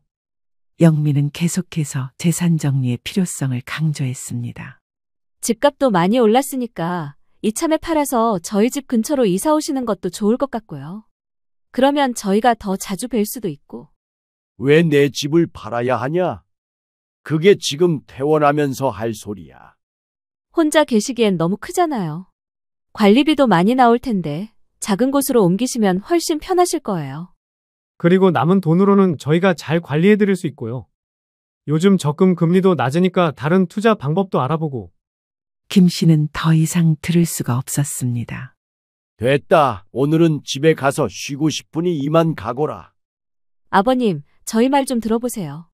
다 아버님을 위해서 하는 얘기예요. 내 일은 내가 알아서 한다. 너희는 신경 쓰지 마라. 그날 밤 김 씨는 잠을 이룰 수 없었습니다. 평생 자식을 위해 살아온 자신의 삶이 과연 무엇이었나 하는 회의감이 밀려왔어요. 자신이 아픈 것보다 재산에만 관심을 보이는 자식들을 보니 마음이 참담했습니다. 특히 며느리가 한 말들이 계속 머릿속에 맴돌았습니다. 집을 팔아서 작은 곳으로 이사하라는 것, 적금을 자기들이 관리하겠다는 것, 모든 게 자신들의 이익만 생각하는 소리였어요. 김 씨는 그때 깨달았습니다. 이들에게 자신은 그저 돈덩어리일 뿐이라는 것을요.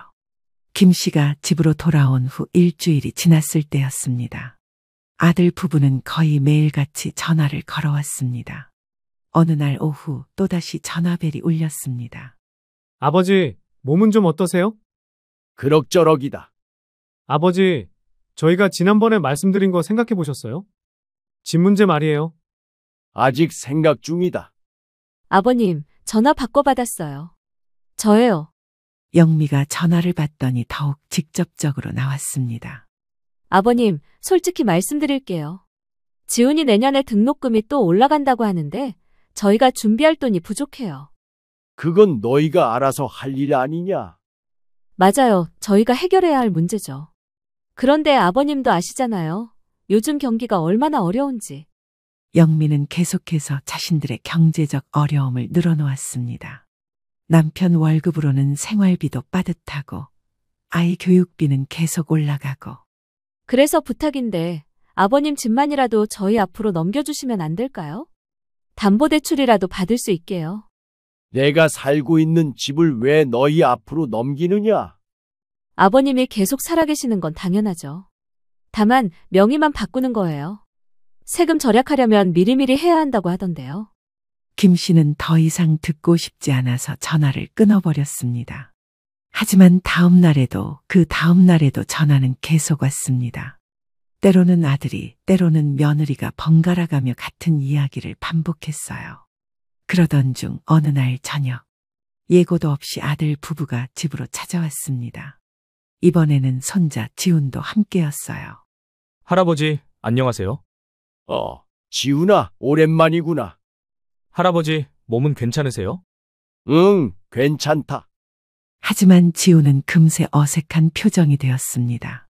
부모님이 자신을 데려온 이유를 알고 있는 것 같았어요. 아버지, 오늘은 가족회의를 한번 해보려고 왔어요. 네, 저희가 계속 말씀드린 거 있잖아요. 더 이상 미룰 수는 없을 것 같아서요. 영미는 가방에서 서류를 꺼내며 김 씨 앞에 펼쳐놓았습니다. 이미 부동산 중개사무소에서 상담도 받아봤어요. 아버님 집이 시세가 꽤 괜찮게 나왔거든요. 내 허락도 없이 무슨 짓이냐? 아버지, 저희가 그냥 시세만 알아본 거예요. 팔겠다고 한 게 아니라. 그리고 이걸 보세요. 아파트 전세 매물들이에요. 저희 집 근처에 괜찮은 곳들이 많더라고요.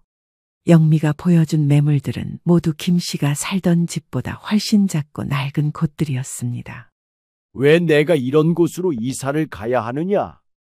아버님, 현실적으로 생각해 보세요. 혼자 계시는데 그렇게 큰 집이 필요해요? 관리비만 해도 얼마나 나오는데요? 맞아요. 그리고 남은 돈으로는 지훈이 대학원까지 보낼 수 있고 저희도 좀 더 여유로워질 수 있고요. 그때까지 조용히 있던 지훈이 입을 열었습니다. 엄마, 아빠, 이건 좀 아닌 것 같은데요. 지훈아, 넌 가만히 있어. 어른들 이야기야. 하지만 할아버지 의견도 들어봐야 하는 거 아니에요? 지훈아, 너도 대학생이면 현실을 알아야지. 등록금이 얼마나 비싼데. 영미가 더욱 노골적으로 나왔습니다.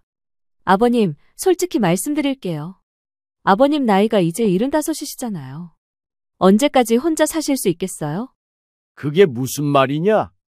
곧 요양원에 들어가셔야 할 수도 있는데 그때 가서 급하게 집을 팔면 헐값에 넘어갈 수밖에 없어요. 김 씨는 며느리의 말에 충격을 받았습니다. 자신이 곧 요양원에 들어갈 거라고 단정하다니요. 내가 언제 요양원에 간다고 했느냐?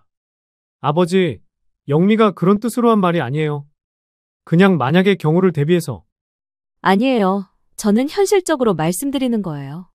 아버님도 이번에 수술 받으시면서 느끼셨을 거 아니에요? 건강이 예전 같지 않다는 걸요. 영미의 말은 점점 더 노골적이 되었습니다. 그리고 솔직히 저희도 아버님 뒷바라지 하기가 쉽지 않아요. 저희도 생활이 있는데 아버님까지 계속 신경 써야 하면. 그럼 신경 쓰지 마라. 내가 부탁한 적도 없다. 그렇게 말씀하시지 마세요. 저희도 의무감은 있거든요. 하지만 현실적인 문제를 무시할 수는 없잖아요. 그때 지훈이 다시 입을 열었습니다. 엄마, 할아버지한테 너무 심한 말씀을 하시는 것 같은데요? 지훈아, 넌 아직 어려서 몰라. 어른들 세계가 얼마나 복잡한지. 김 씨는 더 이상 참을 수 없었습니다. 며느리의 말들이 자신을 완전히 짐 취급하는 것 같아서 화가 치밀어 올랐어요. 김 씨는 더 이상 참을 수 없었습니다. 평생을 이들을 위해 살아왔는데 이런 취급을 받아야 한다니 가슴이 터질 것 같았어요. 그만해. 더 이상 듣고 싶지 않다. 김 씨가 소리를 지르자 거실이 순간 조용해졌습니다. 내가 너희한테 짐이냐? 내가 언제 너희한테 도움을 청했냐? 아버님, 그런 뜻으로 한 말이 아니에요. 아니다. 너희는 내가 빨리 죽기만 기다리고 있는 거 아니니? 아버지, 왜 그런 말씀을 하세요? 저희가 언제?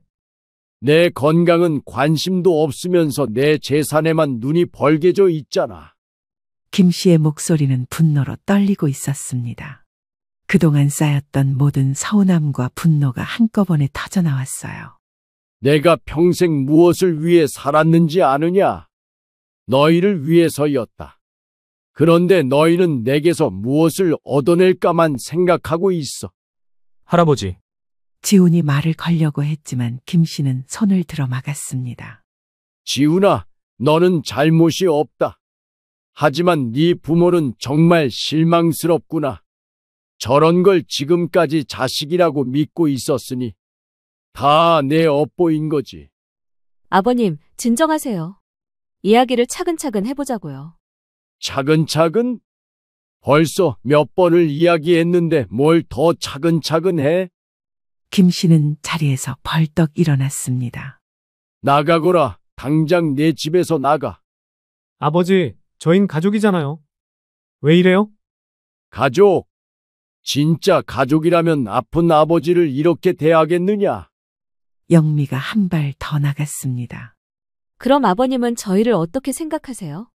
저희도 사람인데 계속 신경 쓰고 뒷바라지 하기가 쉬운 줄 아세요? 그럼 하지 마라. 내가 부탁한 적 없다. 하지만 세상 사람들이 뭐라고 하겠어요? 늙은 아버지 혼자 내버려뒀다고. 체면 때문에 하는 효도는 하지 않는 게 낫다. 그 순간 영미가 참지 못하고 본음을 터뜨렸습니다. 그럼 아버님이 원하시는 게 뭐예요? 저희가 평생 아버님 눈치나 보면서 살라는 거예요? 내가 언제 너희더러 눈치 보라고 했느냐? 아버님이 직접 말씀은 안 하셔도 분위기가 그렇잖아요. 뭘 해도 불만이시고. 영미야, 그만해. 하지만 영미는 멈추지 않았습니다. 솔직히 아버님도 좀 이해해 주세요. 저희도 생활이 빠듯한데 아버님까지 계속 신경 써야 하면 언제까지 이렇게 살아요? 김 씨는 며느리의 말에 완전히 실망했습니다. 그렇게 내가 부담스럽다면 앞으로 신경 쓰지 마라. 나는 혼자서도 잘 살 수 있다. 누가 너희더러 간병해달라고 했어? 돌봐달라고 했어.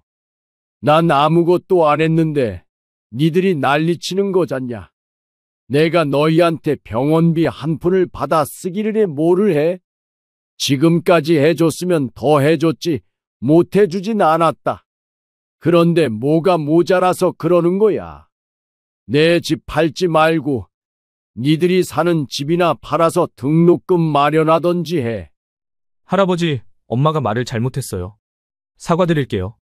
지훈이 어머니를 대신해서 사과했지만 김 씨의 마음은 이미 돌이킬 수 없을 만큼 상처받은 상태였습니다. 지훈아, 고맙다. 하지만 이미 늦었다. 아버지, 저희가 말을 좀 심하게 했나 봐요. 하지만 저희 입장도 좀 이해해 주세요. 내가 뭘 이해해야 하느냐? 너희가 내 재산을 탐내는 걸? 재산을 탐낸다니요. 저희가 언제? 아니면 뭐냐? 집 팔라고 하고, 적금 넘기라고 하고, 요양원 보내겠다고 하고, 이게 탐내는 게 아니면 뭐냐? 멀쩡히 잘 살아있는 노인네 앞에서 빨리 죽으라고 고사 지내는 것도 아니고, 내가 알아서 하겠다는데 무슨 말들이 그렇게 많아? 더 이상 같은 공간에 있기도 싫으니 당장 나가. 얼굴에 핏대까지 세워가며 김씨가 화를 내자 손자 지훈이가 두 사람을 데리고 나갔습니다. 며느리 영미는 무언가 더 말하려는 눈치였지만 지훈이에게 끌려나가다시피 했습니다. 그들이 떠난 후 김씨는 혼자 거실에 앉아 깊은 생각에 잠겼습니다. 오늘 있었던 일들이 계속 머릿속을 맴돌았어요. 특히 며느리가 한 말들이 가슴에 깊이 박혔습니다. 자신이 가족들에게 짐이 되고 있다는 생각, 그리고 그들이 정말로 자신의 재산만 노리고 있다는 확신. 그날 밤 김씨는 잠을 이룰 수 없었습니다. 창밖을 바라보며 자신의 인생을 돌이켜봤어요.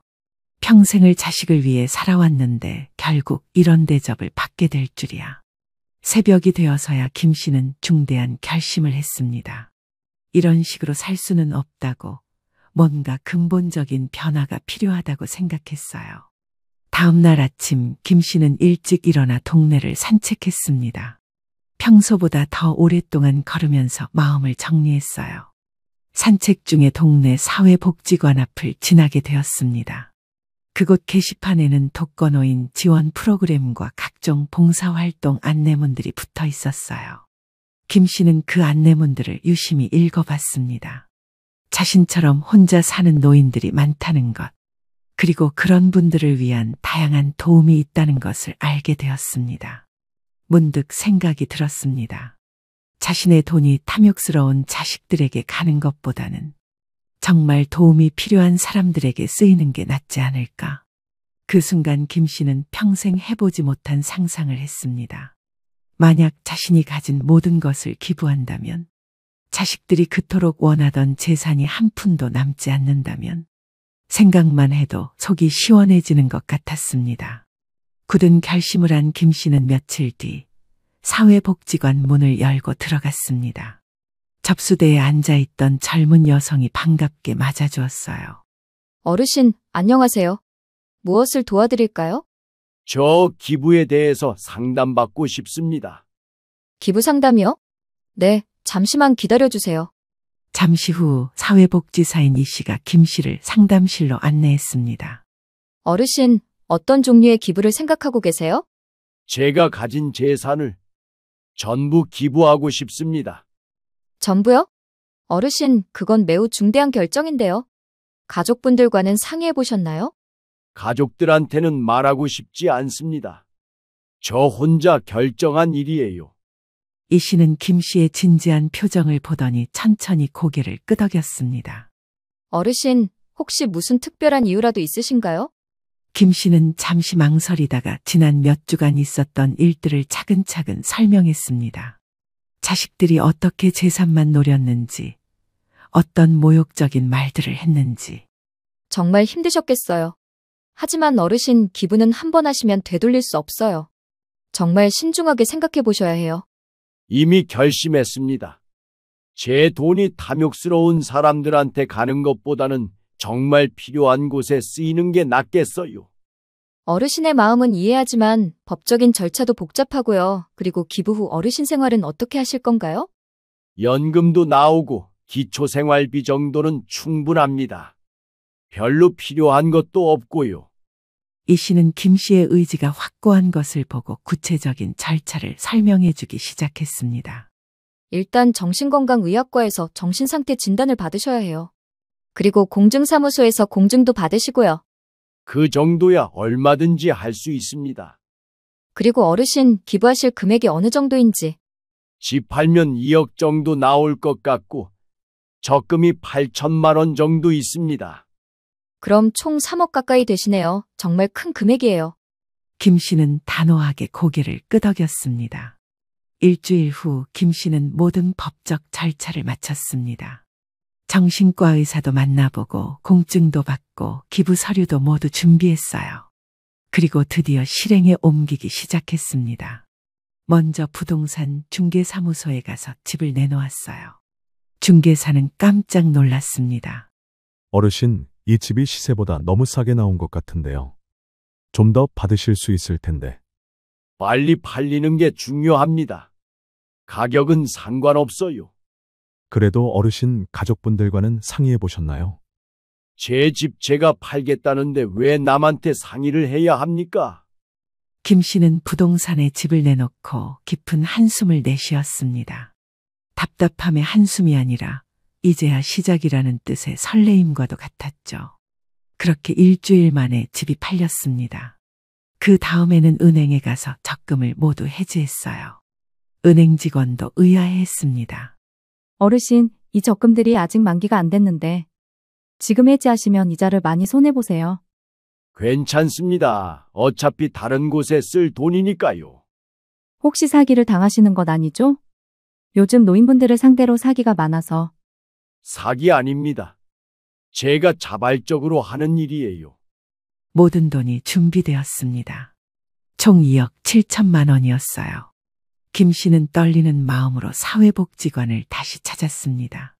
어르신, 정말 마지막까지 생각해보세요. 이 돈은 어르신이 평생 모으신 거잖아요. 그래서 더욱 의미 있게 쓰고 싶습니다. 어르신, 그럼 혹시 가족분들한테 연락은 안 하실 건가요? 나중에 큰 문제가 될 수도 있어요. 그들이 알게 되는 건 어차피 시간 문제죠. 하지만 지금은 비밀로 해주세요. 드디어 기부가 완료되었습니다. 독거노인 지원센터에 1억 5천만 원, 저소득층 의료비 지원 사업에 1억 2천만 원이 각각 전달되었어요. 기부 증서를 받아든 김 씨는 이상하게도 후회보다는 홀가분한 기분이 들었습니다. 어르신, 정말 감사합니다. 이 돈으로 많은 분들이 도움을 받으실 거예요. 그럼 다행입니다. 제가 할 수 있는 마지막 좋은 일인 것 같아서 기분이 좋네요. 하지만 김 씨는 한 가지 더 해야 할 일이 남아있다는 것을 알고 있었습니다. 바로 아들에게 이 사실을 알리는 것이었어요. 집으로 돌아온 김 씨는 휴대폰을 들고 잠시 망설였습니다. 이 전화를 걸면 아마 큰 소동이 벌어질 것이라는 걸 알고 있었거든요. 하지만 언젠가는 알려야 할 일이었습니다. 김 씨는 깊게 숨을 들이쉬고 아들에게 전화를 걸었습니다. 신호음이 몇 번 울리더니 아들이 전화를 받았어요. 아버지, 웬일이세요? 민호야, 너한테 할 말이 있다. 무슨 말씀이세요? 김 씨는 잠시 침묵하다가 폭탄 선언을 했습니다. 내 재산을 모두 기부했다. 전화 너머로 아들의 숨소리가 멈춘 것 같았습니다. 뭐라고요? 지금 뭐라고 하신 거예요? 들은 대로다. 내 재산을 모두 기부했다. 아, 아버지, 농담이시죠? 그럴 리가 없잖아요. 농담 아니다. 집도 팔았고 적금도 모두 해지해서 기부했다. 전화기 너머로 무언가가 떨어지는 소리가 들렸습니다. 아마 아들이 뭔가를 떨어뜨린 모양이었어요. 아버지, 지금 정신이 있으세요? 그게 말이 됩니까? 완전히 정신 멀쩡할 때 한 일이다. 아니, 그럼 아버지는 어디서 사세요? 당장 집도 없고 돈도 없는데. 그건 내가 알아서 할 일이다. 아버지, 지금 당장 집에 갈게요. 움직이지 마세요. 김 씨는 전화를 끊고 창밖을 바라봤습니다. 이제 정말 모든 것이 끝났다는 생각이 들었어요. 1시간도 안 되어서 아들과 며느리가 집으로 뛰어왔습니다. 그들의 얼굴은 분노와 당황으로 일그러져 있었어요. 아버님, 이게 무슨 짓이에요? 정말로 집을 팔아버리신 거예요? 그렇다. 아버지, 도대체 왜 그런 일을 하셨어요? 우리한테 한마디 말도 없이? 너희한테 왜 말을 해야 하느냐? 내 재산 내가 어떻게 하든 내 자유 아니냐? 영미가 거의 비명에 가까운 소리를 질렀습니다. 자유요? 그게 자유예요? 가족들 다 망하게 만들어 놓고? 너희가 어떻게 망하냐? 너희 돈을 건드린 것도 아닌데. 아버지, 그 돈은 당연히 저희가 물려받을 돈이잖아요. 누가 그렇게 정했느냐? 내가 언제 너희한테 물려주겠다고 약속했느냐? 약속이고 뭐고 간에 세상에 자식 두고 남한테 재산을 다 주는 사람이 어디 있어요? 내가 첫 번째다. 김 씨의 담담한 대답에 영미는 더욱 화가 났습니다. 아버님, 진짜 끝까지 이러실 거예요. 지금이라도 늦지 않았으니까 취소하세요. 안 된다. 이미 끝난 일이다. 아버지, 설마 법적으로도 완전히 끝난 건 아니죠? 취소할 방법이 있을 거 아니에요? 모든 절차를 다 밟았다. 공증도 받았고 정신감정도 받았다. 취소할 방법은 없다. 그 말을 들은 영미가 주저앉으며 울기 시작했습니다. 그럼 지훈이는 어떻게 해요? 대학 등록금은 어떻게 내고? 그건 너희가 알아서 할 일이다. 부모 노릇을 제대로 해라. 아버지, 너무 심하신 거 아니에요? 저희도 최선을 다해서 살고 있는데. 최선? 내 재산 탐내는 게 최선이냐? 그때 현관문이 열리며 지훈이 들어왔습니다. 할아버지, 무슨 일이에요? 엄마 아빠가 갑자기 뛰어나가서. 아들이 급하게 상황을 설명했습니다. 지훈아, 할아버지가 모든 재산을 기부해버리셨다. 네, 기부요? 그래, 집도 팔고 적금도 다 해지해서 남한테 다 줘버렸어. 우리한테는 한 푼도 안 남기시고. 지훈은 잠시 말을 잃었다가 할아버지를 바라봤습니다. 할아버지, 정말이에요? 그렇다. 왜요? 너희 부모가 어떻게 나를 대했는지 너도 봤잖아. 나를 돈덩어리로만 생각하더구나. 지훈은 부모님을 바라보더니 고개를 숙였습니다. 할아버지 말씀이 맞아요. 지훈아, 너까지 왜 그래? 너 대학 등록금 어떻게 할 건데? 제가 알아서 할게요.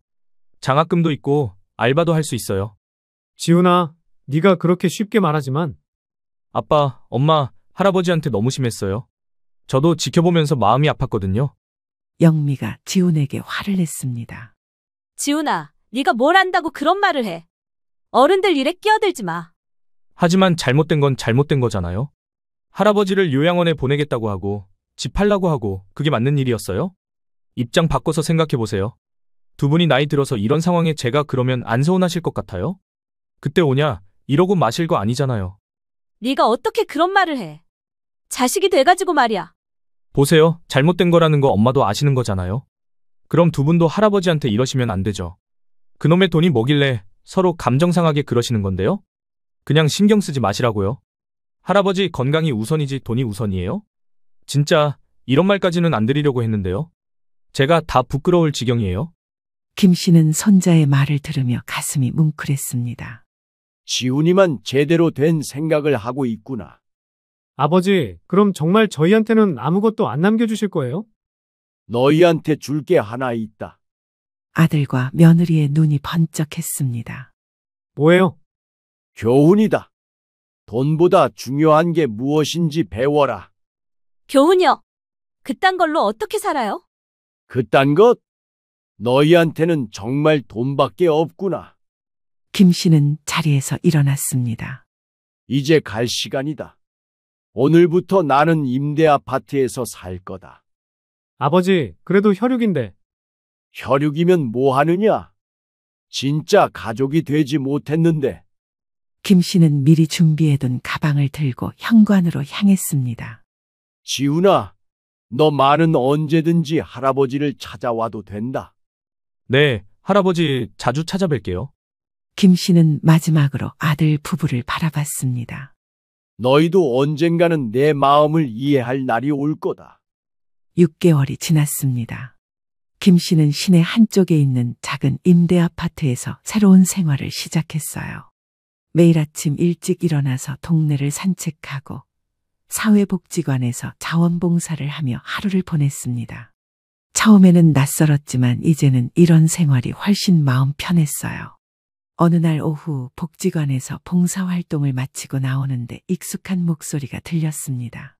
안녕하세요, 할아버지. 뒤돌아보니 손자 지훈이 뛰어오고 있었습니다.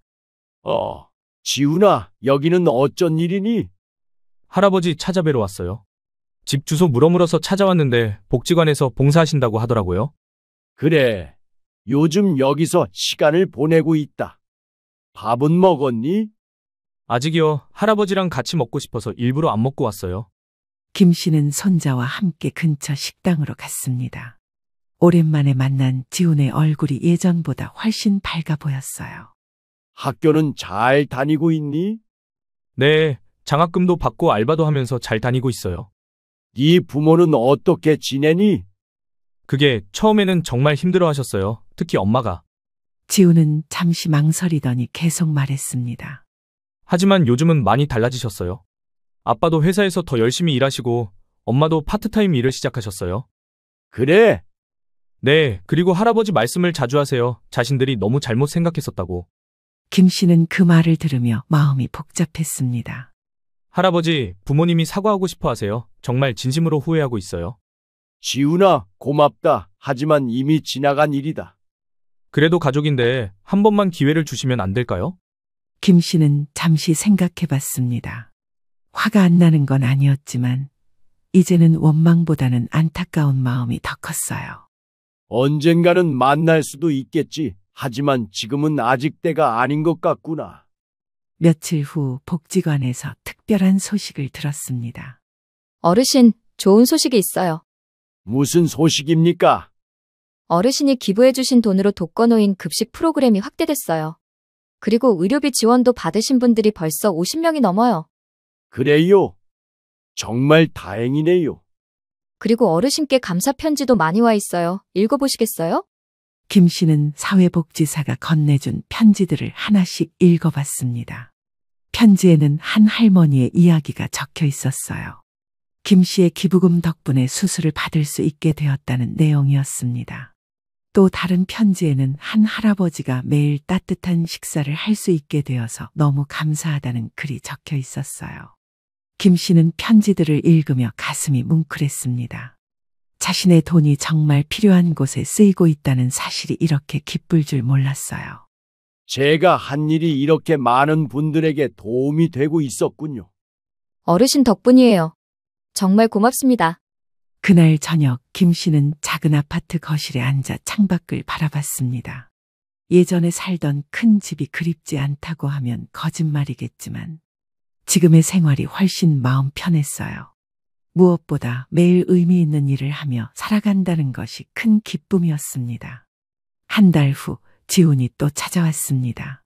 이번에는 조심스러운 표정이었어요. 할아버지, 부모님이 정말 할아버지를 뵙고 싶어 하세요.